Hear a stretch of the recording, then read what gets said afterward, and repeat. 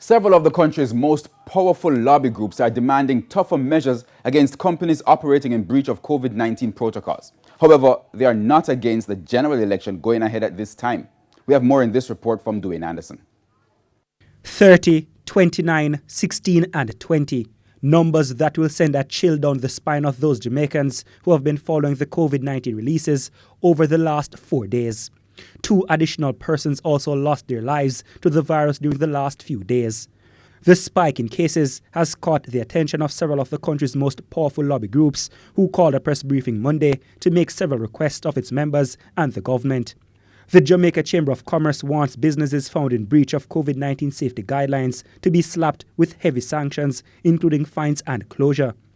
President of the JCC, Lloyd Distant, says this must be done on an individual basis and not a sweeping shutdown of sectors like what obtained with Alorica and call centres. We are urging the government of Jamaica to be resolute in applying sanctions such as prosecution and fines, temporary closure, and even shutdown of individual businesses, business places, and to individuals who are non-compliant. Enforcement is critical in maintaining adherence to these policies, and these policies are in place for the protection of all Jamaicans.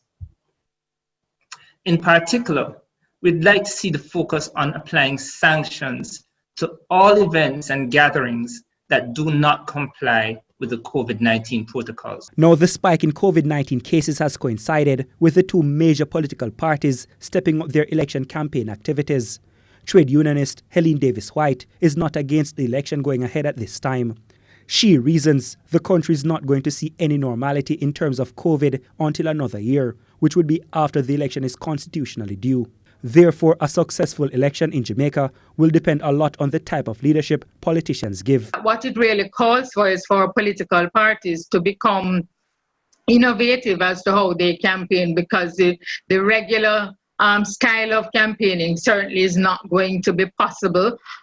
We will not be able to have mass meetings. Our neighbor in Trinidad is they are voting today, and they have reported that they have had most persons observing those protocols and guidelines, and I think it is not beyond us to do it, and what we really need to do is just observe it and be very careful. In the meantime, the president of the private sector organization of Jamaica, Keith Duncan, wants a partnership between the state and private medical companies to help with the COVID-19 tests. We have also seen a backlog of tests, the last count being 3,000 due to supply constraints for reagents, etc. in our public lab. We strongly recommend that the private sector labs be utilized to reduce the current backlog and keep current to the standard of 24 to 48 hours turnaround time for tests. According to the latest government figures, 14 persons have died from COVID-19 in Jamaica, while there are over 1,000 positive cases. Dwayne Anderson, TVJ News.